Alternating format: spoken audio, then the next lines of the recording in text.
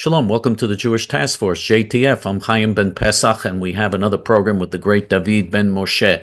On this week's program, we're going to learn about the Jewish holiday of Chanukah. And we're going to learn about it from a Kahanist perspective. That's not like the story that you were told, those of you that are Jewish, that were told when you were growing up about Chanukah. It's going to be the Kahanist view of Chanukah, which is the true Jewish view of Chanukah. And of course, David ben Moshe always has important subjects that he brings up. But before we get to that, this program is dedicated to Refuah Shlema, complete recovery for Sharon Mitman, Shlomo ben Sarah, Dorit bat Sarah, Reuven ben Shoshana, and Ruth bat Sarah.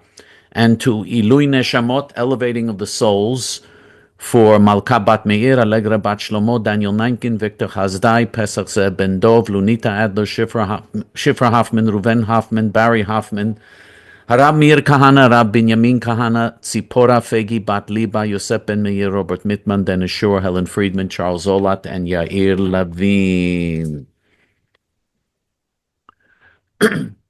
Chanukah, the holiday of lights. What really happened on Hanukkah? What is this holiday about? Now, assimilated American Jews who ran away from their Judaism, and the vast majority of them wouldn't know a Jewish concept if they tripped over it. Among American Jews and in the Western world, Hanukkah becomes a very important holiday. Why? Because it's almost the same time as Xmas, and because they see their Christian friends giving gifts on Xmas, and so they want to be able to also give gifts and also have a holiday around the same time. So that's why they made a big deal about Hanukkah. Hanukkah is, every Jewish holiday is important, but there are holidays in Judaism that are more important than Hanukkah. But anyway, nevertheless, the story of Hanukkah is an important, fitting story for us to share with our Jewish and our righteous Gentile friends who watch this program.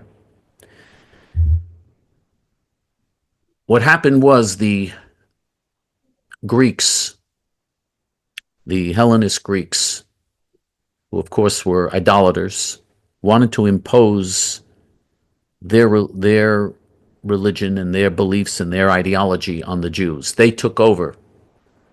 Alexander the Great, who was not that great, but he was a great general.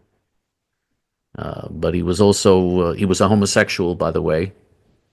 And one of the things that they spread was homosexuality. They spread that ideology, and they were idolaters. And they conquered all of the known world at that time, pretty much almost all of the known world at that time. They defeated the Persians and they conquered huge swaths of territory. And part of the land that they conquered Egypt. They conquered, which was a huge empire in those days. And they also conquered the land of Israel. And they wanted to force the Jews to give up Judaism. They didn't like the fact that Judaism said that there's only one God and that you can't worship idols. And even though the Jews didn't impose their beliefs on non-Jews, Judaism does not impose its beliefs on non-Jews, but Judaism did nevertheless have morals that they did want the whole world to understand and believe in. And so this was unacceptable to the Greeks. They didn't like this. They wanted to impose their philosophy, much like, and history repeats itself because human nature doesn't change.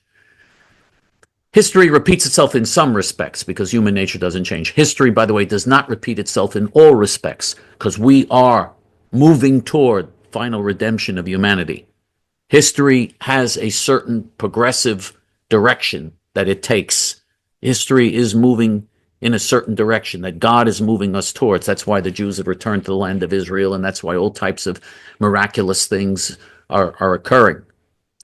So history does not always repeat itself in every respect, because it's not just an endless cycle that will never end. It's going to end, and there's going to be something completely new. And Chanukah shows us some of that.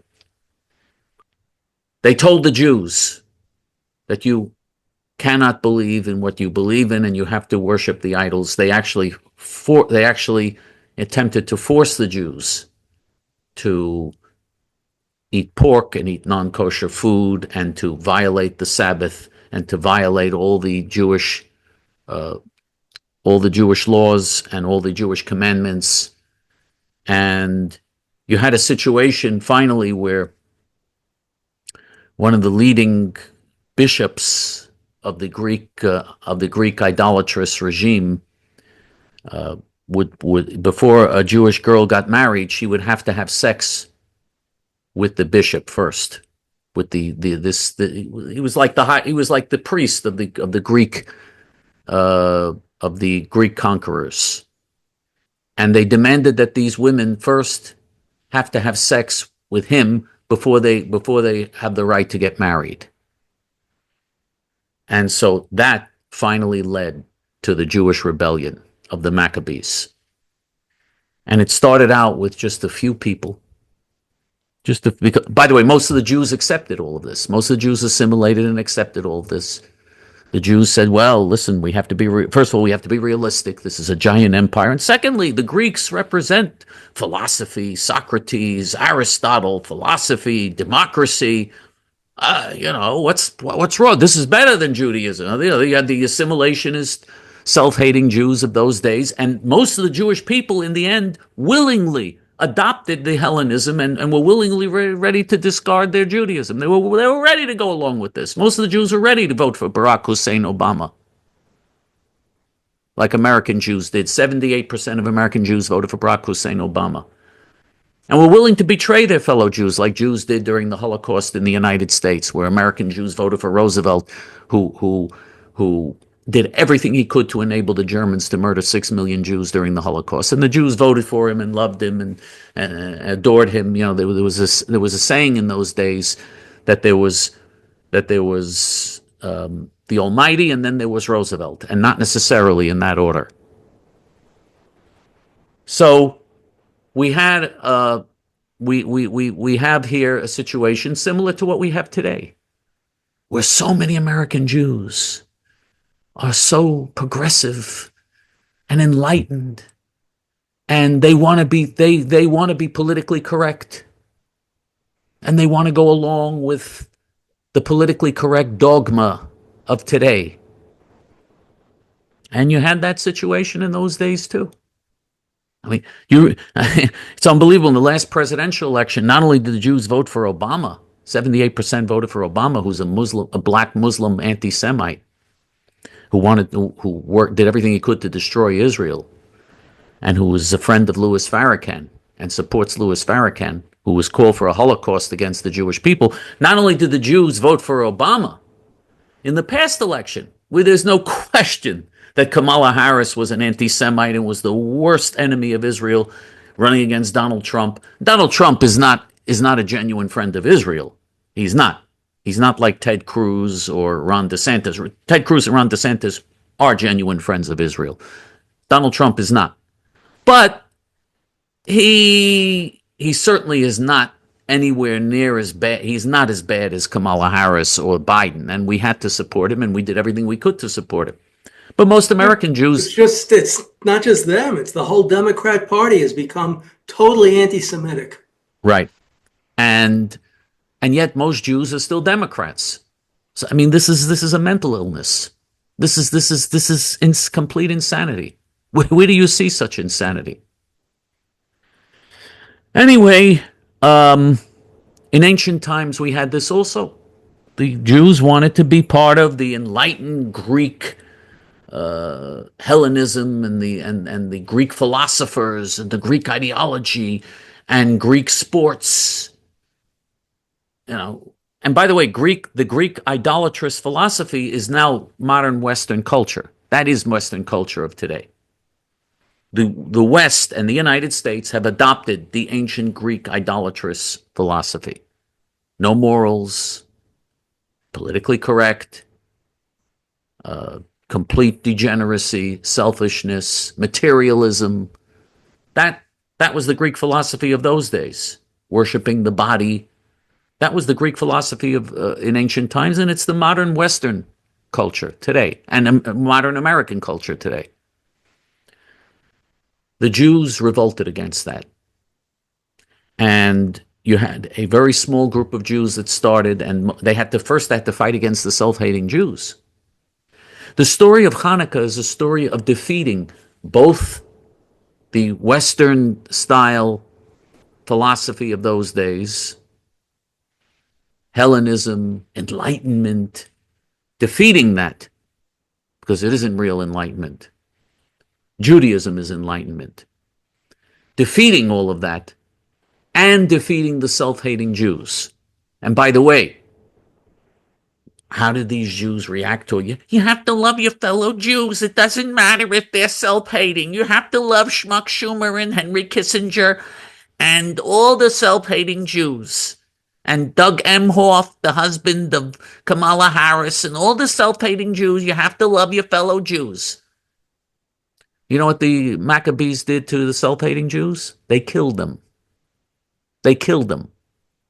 The very first person that they killed in their revolt was a Jew who wanted to sacrifice a pig on the Jewish altar to show that he's loyal to the Greek philosophy, and the Jews killed him. That is the story of Hanukkah. It's not a story of tolerance, the Museum of Tolerance. They formed the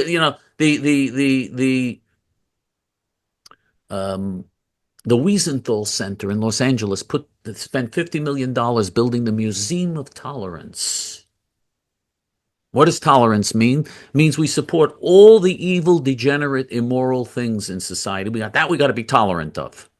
Those who preach morality and truth, that you have to be intolerant of. If it's politically incorrect, then you're intolerant. Hanukkah was the opposite message. Because the Jews in the time of Hanukkah believed in God, believed there has to be a God, and it's the God of Israel, and it's the God of the Bible. Because there has to be a God. I mean, think about it for a second. First of all, the Jews, before we get to that, the Jews were so outnumbered. This was an empire, a Greek empire. And the Jews were so heavily outnumbered. It was, and the Greeks had elephants, who were like the tanks of those days. They trained elephants to go into battle. Thousands of elephants they brought into the land of Israel to fight against these Maccabees who had no military training, had no military experience, but they had Jewish brains. And so they fought guerrilla warfare against them, and later on they did the same thing to the Romans. And the Jews ended up defeating them. They defeated the self-hating Jews, and they defeated the Greek Empire. They defeated an entire empire. Now, this is something, again, we've seen stories like this today. In the 6-Day War, little Israel had, in those days, 2.5 million Jews against what was then 300 million Arab Muslims surrounding them, outnumbered 100 to 1, won the war in 6 days. Israel quadrupled in size. In 6 days, Israel was 4 times her original size, liberating the entire Sinai, Judea, Samaria, Gaza, Jerusalem, and the Golan Heights in 6 days. Okay? Outnumbered 100 to 1. So that was a bigger miracle, by the way, than the miracle of Hanukkah, what we saw in the 1967 Six-Day War. And so we've seen these miracles in our day. Now, how do we know there's a God? How do we know? First of all, anyone who doesn't believe in God has to be insane. I'm sorry. I'm sorry if people find this offensive, but you have to be insane if you don't believe in God. How can the world exist? How can there be anything without a creator? The fact that the world exists proves that there had to be a creator, beyond any question. And the complexity and beauty and magnificence of the world proves how wise and great the creator is. Not only that, we know from simple logic that there's always something above everything else. There's always a hierarchy in the world. There has to be. In other words, we have we have the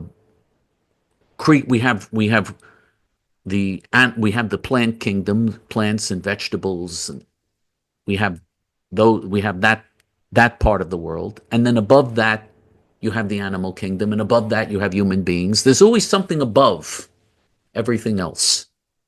Has to be. There has to be a hierarchy. And so if you go above, at the end of the line, there has to be an all-powerful supreme being above everything, with all power. He has to have all power, because otherwise there'd be something above him. There has to be. And again, there has to be a creator if there's a creation. If I told you, for instance, I'll give you an example. There was a debate between a great rabbi and one of the Roman emperors, and the emperor with someone who didn't believe, and so the rabbi who was debating the Jewish side came and brought a gift, a beautiful painting, to the Roman emperor. And the Roman emperor was very impressed. He said, "Wow, this is a very beautiful painting." He said, "How did you do it?" He said, "No, I didn't do it." He said, "You won't believe how this happened." He said, "I went to sleep at night, and then I noticed that there was a cat. I had a cat in the house, and the cat knocked over paint that I had on a table, and all the paint was knocked over, and just by accident, this painting from bottles of paint on the table, just by accident, all the paint came into place and created this beautiful painting by accident." The Roman emperor said, "What, are you insulting my intelligence? Are you kidding me? That's impossible. That's impossible. That can't possibly be." And so the rabbi said to the emperor, "If that's impossible, if that can't be, then how can you say that this world, which is much more complex and much more dynamic and much greater than any painting, that can be, that just by accident occurred? That wasn't that wasn't the product of a creator?" And so the emperor said, "The debate is over." Before the debate started, the debate ended, and he ordered that the atheist be executed. In any event, so it's insane to believe that there isn't a creator. There has to be a creator. If there's creation, there has to be a creator. And he has to be all-powerful and supreme, and he has to be only a single creator. Because if there are two gods or three gods, if there's more than one God, or any division, then the God is not perfect. If God is absolutely perfect and all-powerful, and the highest, the very highest, at the very top, has to be all-powerful. Has to be. And so, if you have more than one, if there were two, let's say there were two gods, one would limit the other. So he wouldn't be the gods wouldn't be all-powerful anymore. It couldn't be. There has to be only one singular supreme being that is all-powerful and indivisible. That has to be. Logic demands that. That's what happened in Greek mythology. The Greek gods on Mount Olympus were always at war with each other over power and who gets to do this and who gets to do that. And even Zeus, the head god, he couldn't control the fact that there were factions always fighting and destroying each other's followers, destroying each other's temples, and destroying each other until a lot of the gods decided to leave Mount Olympus. Well, because obviously what they were doing is superimposing on their view of God. They were superimposing human characteristics. All their gods had human characteristics. The real God of the universe does not have human characteristics. We are supposed to aspire to have the characteristics of God. We're supposed to try, just as he's kind and benevolent and compassionate and just and moral, We're supposed to do all of those things. We're supposed to adopt his characteristics. But anyway, even in this world, we see things that involve infinity, for instance. The concept of infinity, the concept of something with no end in sight. You see it. Let me try to explain this. It's not going to be easy, but I'm going to try to explain this. Let's say you have a square, and you want to get to the center of that square. You can't. You cannot get to the center of that square, because even if you have a point that is equal distance on all sides to the square, even if you have a point, what about the center of that point? How do you get to the center of that point? You make it a smaller point and a smaller point and a smaller point and a smaller point to keep trying to get to the very center. But it's infinite. There's never an end to it. If you do it a trillion times, a zillion times, you can do more and more and more and more to get to, and there's no end to it. It's infinite. That's an example of concept of infinity even in our world that we can see in our world. And the same concept exists in terms of bigger things. They're bigger and bigger and greater until you reach God. God is all powerful. There has to be an all powerful God at the end. Otherwise, there'd be something above him and something above him, and it would be never ending. It wouldn't make any sense. Because there has to be someone that starts this process and coordinates this process. There has to be. And we see the fulfillment, the biblical prophecy in our time. We see the fulfillment of great things like the miracle of Hanukkah. But Hanukkah is a militant holiday with a militant agenda, because Judaism is a militant religion. Judaism is not the religion of the wimpy, self-hating, assimilated Jews who the deformed, even the so-called reform movement. By the way, what is the word reform? What does reform mean? It means you're forming it again, reform. You're forming something again. They want to reform it to make it a left-wing ideology, or to make it one of their ridiculous westernized ideologies. The day will come when the whole world is going to be under the hand of God. God will openly rule in the world. That day will come. And the day will come when the Jews will rule in the land of Israel from the Nile to the Euphrates, and will be running the holy temple, Beit HaMikdash. And they'll be the high priests, and they will be the Levites, the priestly tribe, and they'll be serving in Beit HaMikdash. And the entire world that survives, because the evil people are going to go. Evil people will not be part of that. They're gone. They're going to go. That includes evil, self-hating Jews and evil Gentiles. They're out. They will not be part of it. But the righteous Gentiles will rule the other nations of the world outside of Israel. All the other countries outside of Israel will be ruled by the righteous Gentiles. And they will come to the temple and make pilgrimages to the temple and get guidance from God and get guidance from the prophets. And the whole world will be under the rule of God. And there'll be an end to death. There'll be eternal life, an end to death. Now, of course, I know for sure that this is going to happen, and there are probably people out there that say, "Well, I don't know. That doesn't sound." You got to learn. You got to learn and study why. There's no question that that's going to happen. There's no question that we're on the road to that happening, and all the prophecies prove that that's going to happen. Everything in Judaism is coming true in our time. But we're gonna be on the way to a world. But just imagine a world where there's no death and no illness and no suffering and no aging. In other words, people are not going to be old like me. And no. You're young compared to me. And no, yeah, but you look younger than me. And no, and no evil in the world. And only morality. Imagine waking up in the morning and you go to the store, and in the store, the owner of the store wants to give you your groceries or give you whatever you want. He wants to give it to you because his goal in life is just to help other people.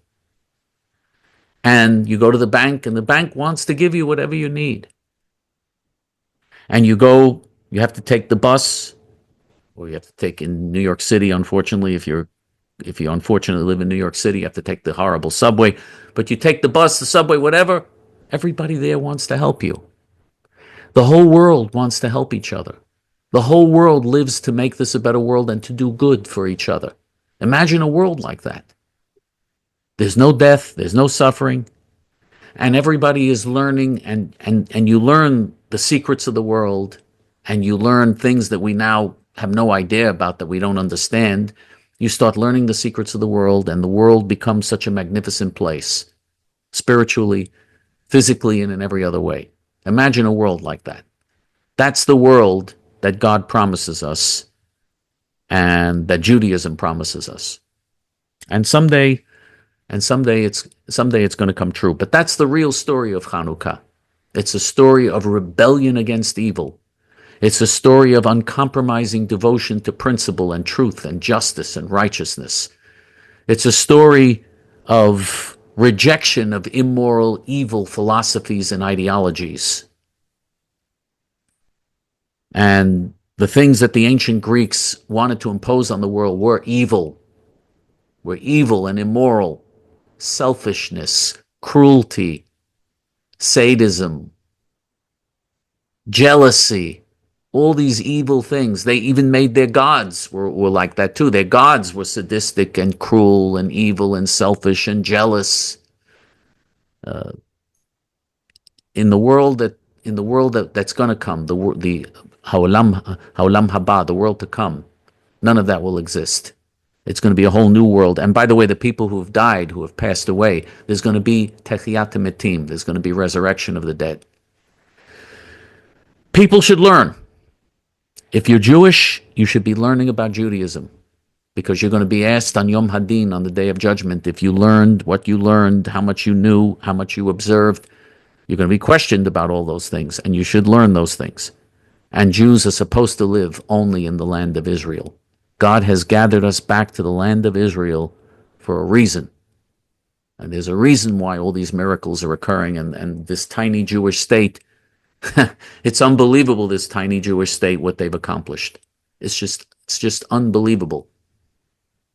You know, in the war, when the United States went to war to remove Saddam Hussein, a war that was completely wrong, unnecessary, and stupid, because Saddam Hussein was fighting against Iran, and the two of them were fighting and killing each other, which was good.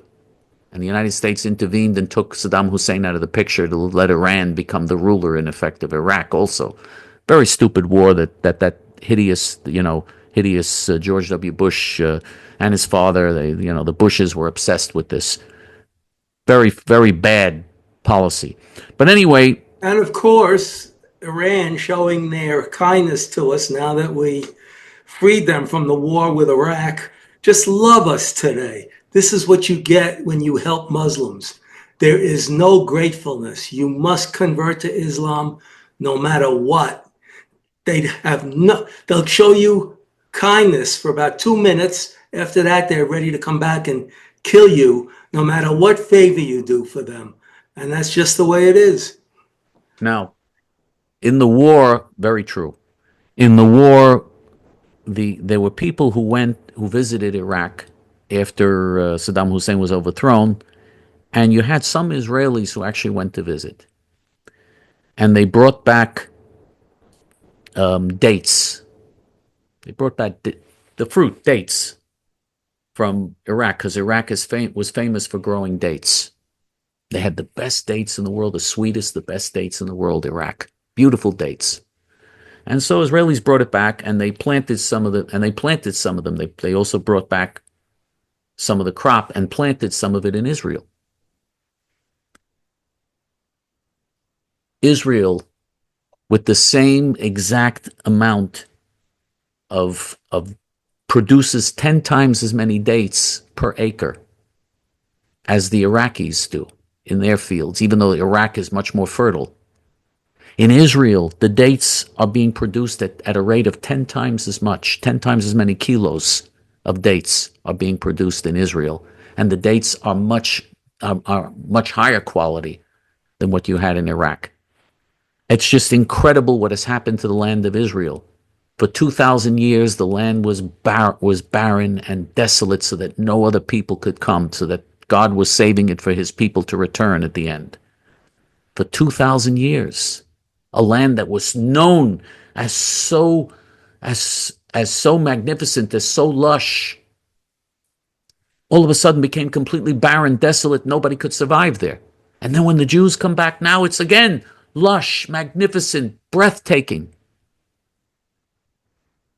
The rabbis, Chazal, tell us that there's no surer sign that the redemption is at hand than when you see the desolate areas becoming habitable again, and the fulfillment of biblical prophecy that all of a sudden Israel's growing fruits and vegetables and become such a lush, beautiful garden again. When that happens, you know that the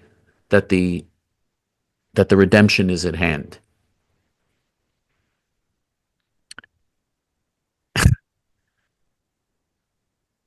My great leader, Harab Mir Kahana Zecher Tzaddik V'Kadosh Livracha Hashem Yikom Damo, used to say, people who don't realize that we're in a world of redemption now and that God is fulfilling biblical prophecy are not atheists, they're blind. And unfortunately, there are still a lot of blind people in the world, and we're trying to give them eye transplants here on this program. We're trying to give them the ability to see what is so obvious for everybody to see. There is a greater purpose in life. You, every one of you watching this program, you have a higher calling in this world.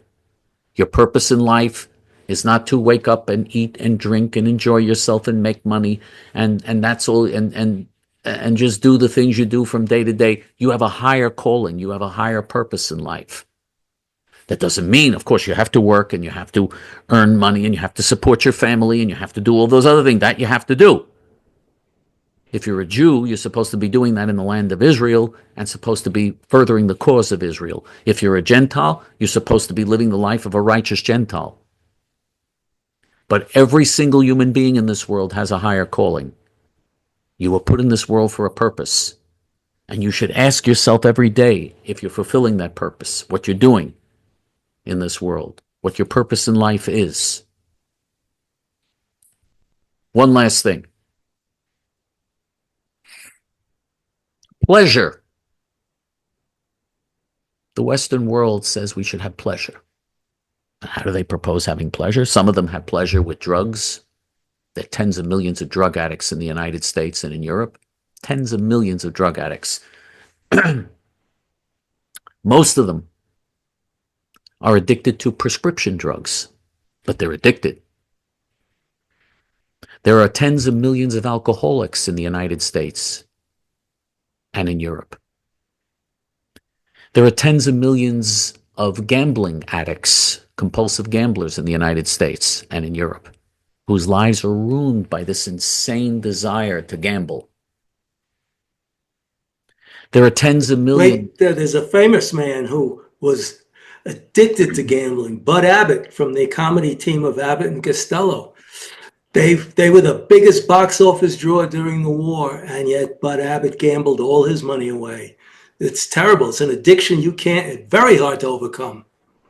Absolutely. It can be overcome, especially through Judaism and the Jewish religion. And people who are not Jewish also can overcome it. It can be overcome, but addictions are overcome a day at a time, the 1 day rule. You just don't do it for today and not worry about tomorrow, and then each day you go through a day without doing it, and then eventually you get used to not doing it. But anyway, gambling addiction, sexual addiction. There are people who are addicted to sex, which is also a very destructive, terrible addiction. They become obsessed with it, and they can't enjoy their marriages, and they can't enjoy anything else in life because they I don't know why I'm coughing all of a sudden. Maybe because it's cold in here. But in New York, it's a little chilly. But in fact, let me put this on here. Okay, I just put on a space heater. to make it a little warmer. But you can't enjoy life if you're addicted to bad things. And not only that, there's something about the pleasures that you get out of the world, the pleasures you get out of the world that are material pleasures or that are selfish pleasures. I mean, if you got drunk and you enjoyed getting drunk, you can't say now, a week later, oh, I got drunk then and I'm enjoying it now. You don't enjoy it a week later. You have to get drunk again. Same thing with drugs. You can't say I got high a week ago and now, so I'm happy. I'm living on my high from a week ago, even though I'm not high. You can't. You got to get high again, and usually you got to get high with even more drugs until eventually you kill yourself. And same thing with drinking. You got to drink more and more until eventually you kill yourself. And if you were gambling, you can't say, I had such a good time, and you got to gamble more and more. It doesn't last. The minute you finished your vice, the minute you finish that, or if you eating's unhealthy food, another bad addiction. You eat unhealthy foods. You can't say, I really enjoyed that food, and now a week ago, and now you're happy and satisfied. Even though that was a week ago, you're happy and satisfied with what you did a week ago. It doesn't work that way. You got to start eating it again. That's how these vices work. The minute you finish the vice, the pleasure ends. It's temporary. It's passing. It's not real. But if you do something good, if you help somebody, if you save somebody's life, you saved somebody's life a week ago, you'll still be happy about it a week later, a year later, 50 years later. If you do good things, that pleasure does last. That pleasure lasts forever when you do good things. And so God programmed us in this way so that we could see and understand that the things that last, the things that have an eternal impact, the things that are good, are the things that can bring us eternal pleasure and true happiness, real meaning in life. The things that are passing and the things that people do just to satisfy themselves for the moment, they only satisfy for the moment. And then it's over, and then you got to go back again, and it's a destructive cycle which never ends well, always ends badly. And so every one of us should be on the road to wanting to do the things that bring eternal pleasure and eternal happiness, which is working to make this a better world. That's what we're here for, working to make this a better world. There's a group of Jews who are doing that in Judea and Samaria. And we want to promote and support them and spread the word about them. And you can help do that. You can make this a better world. You can help JTF spread its message. There are two ways you can help JTF in order to help the Jewish heroes, in order to spread the word about the Jewish heroes in Judea and Samaria, the Jewish pioneers in Judea and Samaria, and to save the land of Israel, make a real difference in the land of Israel. There are two ways you can do this. You can go to our Hebrew main page, which is hayamin.org, and click on the donate button. And if you click on the donate button, in several minutes, you can very easily and conveniently donate. And that you'll feel good about, even in the future. That's something you'll feel good about giving for.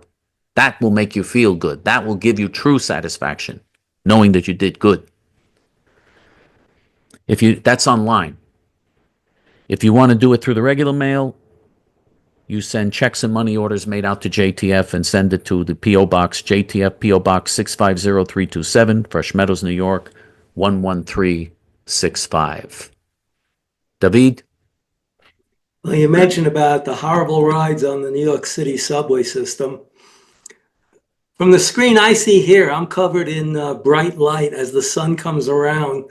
We're filming a little later than usual today. Today is Chaim's birthday. I guess that's why all the houses are lit up all around me. But we're shooting later and the sun's coming around. I don't even know if you could see my face. I see myself on a little tiny screen here, a little teeny weeny monitor, and it looks like I'm all washed out with the sun. But anyway, Chaim mentioned riding on the New York City subway.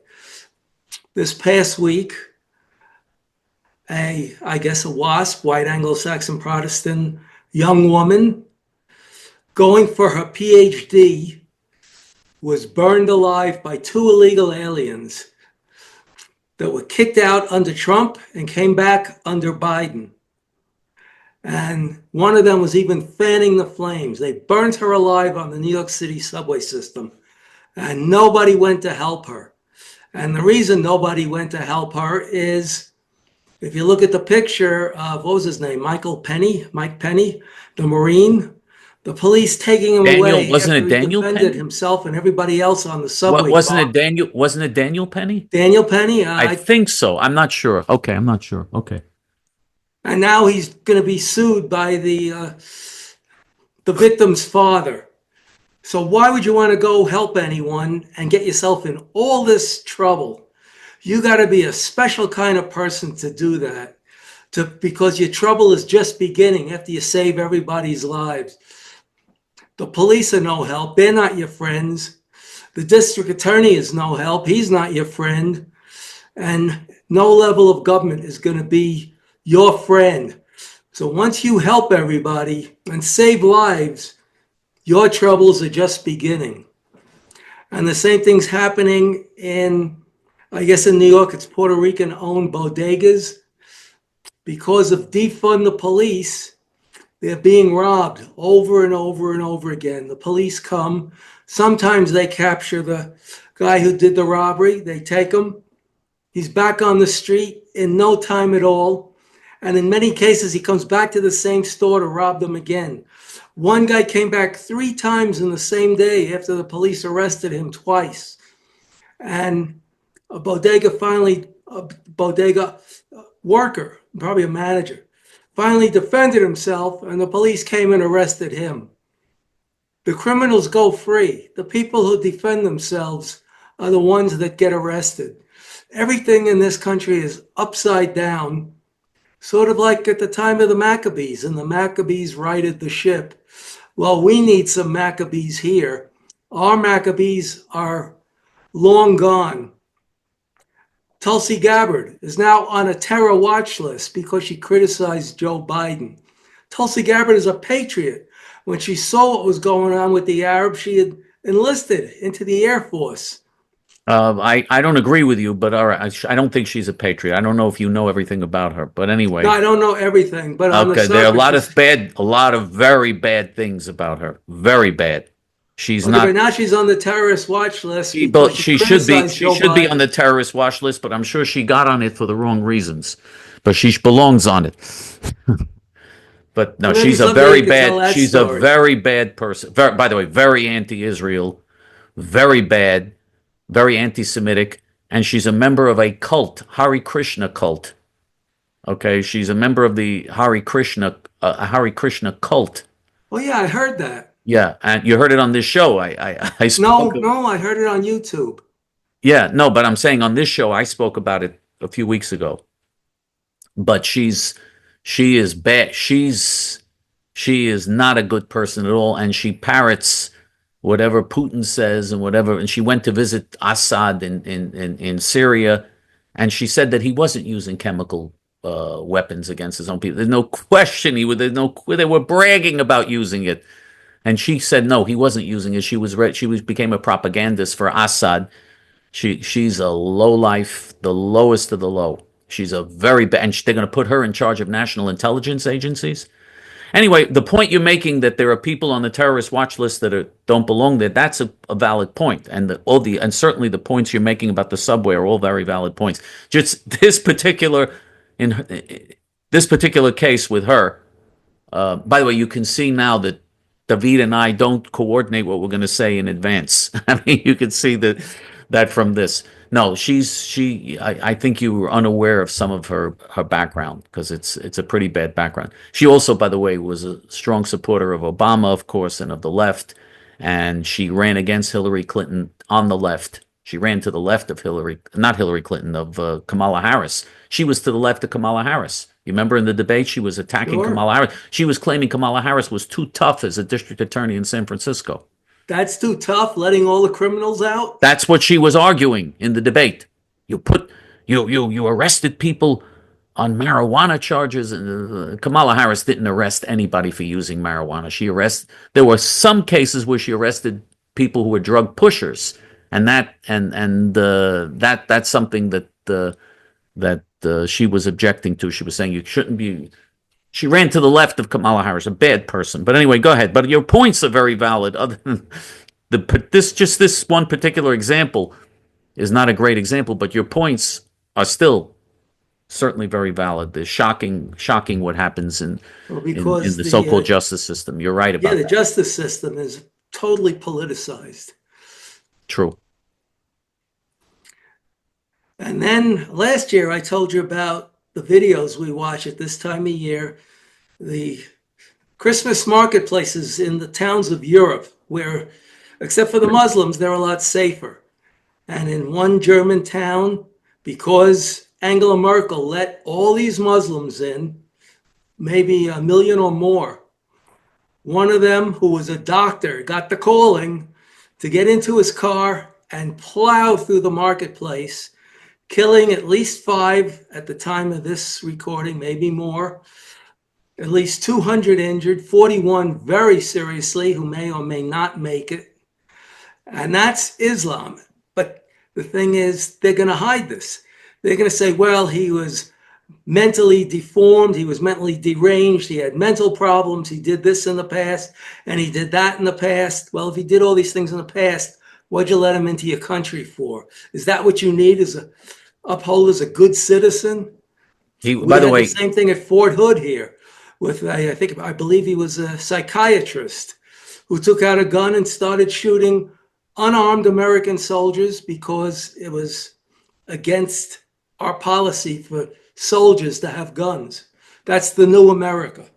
But by the way, the story of this Egyptian Muslim doctor, just like the story that you referred to on the American Army base, where in the American Army base, I think he murdered 8 soldiers. The American soldiers, Army. Yes. Yeah.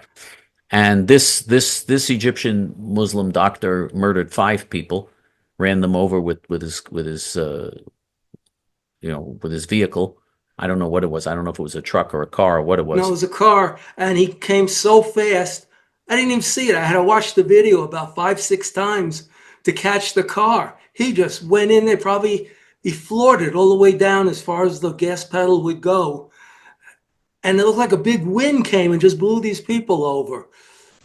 That's how fast he was going. By the way, if you see his posts on social media, you'll see that he was not insane by any means. He was just a devout. He's a true Muslim. He was not insane. I mean, he had posts where he posted all types of things about all types of subjects. They're just. I mean, this shows that all the self-hating Jews and all the sick, self-hating Americans and Westerners who say, just give them an education. That's the problem. They're ignorant. We have to educate them. We have to give them courses in tolerance. All the people who say that, these are doctors doing this. The people who crashed into the Twin Towers, the Saudi terrorists who crashed into the Twin Towers, they came from billionaire families. They weren't poor. It's not because they're poor and impoverished and undernourished. It's actually the better educated ones are the more dangerous ones. They're more likely to become terrorists. The more you educate them, the more you do for them, the more they're going to use that against you. Those that are impoverished don't have the means to act like someone who's worth millions or even billions of dollars. They have the means to commit those acts of terror. And we were talking about the Maccabees, the Iron Men of their day.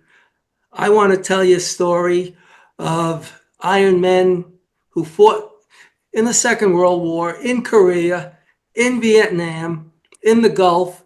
They wear a red cross on their helmets, and they don't carry any arms. So they're actually out on the battlefield, unarmed, with this red cross that you could see. Now, some countries respect it, others don't. If you had a red cross on in the Pacific during the Second World War, you were a target for Japanese riflemen. Same thing with communists. They see that red cross and they'll take you out. The German SS, Nazism is a death cult. No respect for the Red Cross. They gun you down. But these iron men go out onto the field to help wounded soldiers. There was a corpsman wearing the Red Cross helmet helping a downed soldier. This is on the Eastern Front. On the Western Front in Europe during the Battle of the Bulge. He was shot 3 times. And then a phosphorus grenade went off and the back of his jacket caught on fire. He quickly threw the jacket off, but with 3 bullets in him, he continued to work on the wounded man until a sniper shot the wounded man again and killed him.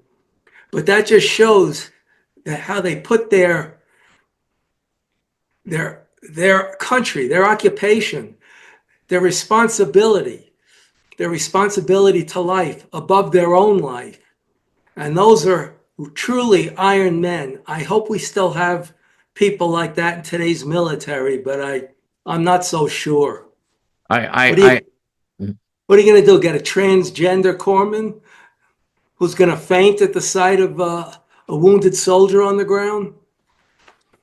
Again, your point about the need for heroic people who do heroic things is well taken and a very good point. The only thing is, again, boy, this is a rough program because, again, I have to disagree with the example of the Red Cross. The Red Cross, first of all, it's a globalist organization. They don't believe in sovereignty. They're globalists.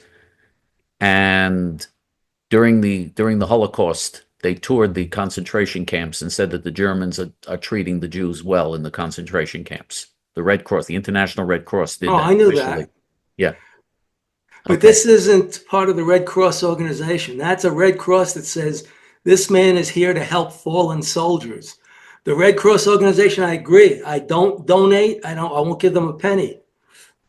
Yeah, no, they're a horrible, evil group, and you know that they're aligned with the Red Crescent, which is the Muslim version, and they worked with Hamas and with Hezbollah and with the other Arab terrorists. So they're not and they've done terrible things, by the way, also to American soldiers. They did terrible things. They have a history of doing terrible things. But anyway, I'm just bringing that up because people might think, oh, the Red Cross, oh, that must be a good organization. No, the organization is not good. As I said, I wouldn't donate a penny, but they wear a Red Cross in the military to show that they're there to take care of and rescue fallen soldiers. And it's a good thing to let them do what they have to do if you're on the opposing side, because if you shoot them, the side that just had their Red Cross soldier, corpsman, shot, those soldiers may seek revenge and start shooting people with Red Crosses on the other side. So it's usually respected. Only the most savage of enemies, like Muslims, the Japanese during World War II, the SS, communists, no respect for that Red Cross on your helmet. By the way, also that Red Cross ambulances and Red Crescent ambulances are frequently used by the Muslim terrorists.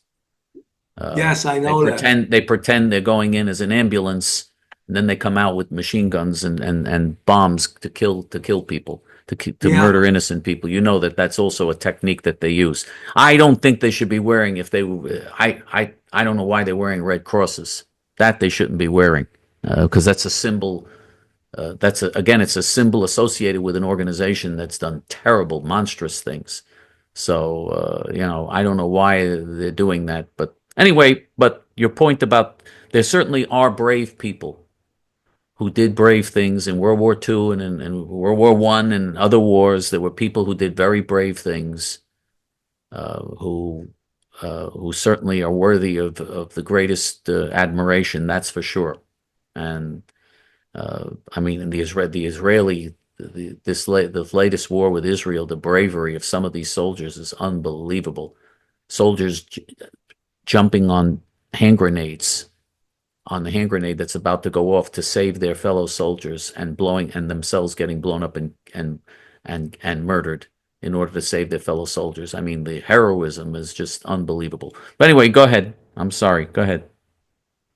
Okay, so we're filming this on December 25th. And once again, I want to go back.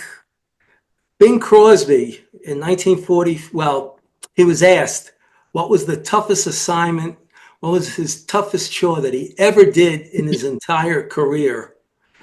And he said he was at a USO show with the Andrews Sisters. And if you've never heard the Andrews Sisters, go listen to them. Go listen to Apple Blossom Time, Don't Sit Under the Apple Tree, and Boogie Woogie Bugle Boy of Company B. They had many more hits than that, but those are the three songs they're really remembered for. Also, Dinah Shore was there. And then Bing Crosby closed the show by singing White Christmas. He said he couldn't help choking up in the middle of the song, seeing 15,000 French and American soldiers wiping tears down their face. So he said that was the toughest thing he ever had to do in his entire career. And I got one more thing for the stupid Americans that voted for Democrats. And I wanted to say that Carrie Lake in my state, she cut her hair off to give her a power look. I saw her, what she looked like before she cut her hair off. And she was really, a typical newscaster, really good-looking woman. And she cut her hair off. And if you ask me, that's the reason she lost both elections. It's very shallow. It sounds ridiculous, but that's just the way men are. If she was the way she looked when she was a newscaster, I believe a lot more men would have voted for her. They don't like women with that power, short haircut. Okay, this is Democrats, things they've said, and these are the people you vote for, and vote for again and again and again. Sheila Jackson Lee in 2016. Homicide is the leading cause of murder. Nancy Pelosi in 2006. You don't need God anymore. You have us Democrats. By the way, Sheila Lee Jackson, before you continue, also went to the Houston center, the Apollo Center, where they went on. The center in Houston, the Space Center. I know what you're going to say. Yeah, she went there to view where you see the men landing on the moon. She said, "Oh, is that when they went to Mars?" I knew you were going to say that. A real genius. She's a real genius.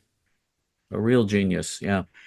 Barack Obama in 2008. I have campaigned in all 57 states. That's what he said, but he said he's not going to campaign in all 60 states. He said he's not going to Alaska and Hawaii. He said they're going to one other state, and then they've already been to 57 states. So according to him, there were 60 states. Can you imagine if Trump had said that? The media would never let up. Harry Reid in 2008. Harry Reid used to be the Senate Majority Leader. Paying taxes is voluntary. Try not volunteering to pay your taxes and see what happens to you. I think if you're a senator or a congressman, it probably is. Or if you're Al Sharpton, it is. That's definitely. If you're Al Sharpton or Jesse Jackson, they didn't have to pay taxes. They could earn millions and never pay anything. They have special rules for them. Joe Biden in 2015. No ordinary American cares about constitutional rights. Unfortunately, he may be right on that. I think he is. Elizabeth Warren in 2018. Having an abortion is no different from having one's tonsils removed. Here's one of the old-time geniuses. Alexandria Ocasio-Cortez in 2018. Owning a gun is not a right. If it were a right, it would be in the Constitution. Hillary in 1998. Bill is the greatest husband and father I know. No one is more faithful, true, and honest than him. Bill Clinton in 2008. Hillary is as honest as the day is long. Well, the days are mighty short now. Bernie Sanders in 2012.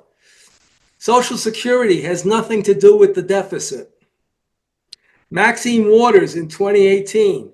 My fear is that, D-A-T, if North Korea nukes us, well then, that Trump, he gonna get us into a war. Yeah. She's a great military strategist. Nancy Pelosi, 2010. This one you all know about Obama's health. We just had to pass Obama's health care bill to see what's in it. As one doctor noted, that's the same definition as a stool sample. Nancy Pelosi in 2019. You need to vote for the Democrats. Otherwise, the illegal aliens will lose their rights. And Benjamin Franklin summed it all up even before he heard these people. We are all born ignorant, but one must work very hard to remain stupid. They must be working very hard, the Democrats. They're working overtime. And how about the people that vote for them? All of them. In your heart, you know we're right. And in your guts, you know they're nuts. For JTF, until next week, and for David Ben Moshe, this is Chaim Ben Pesach. Shalom.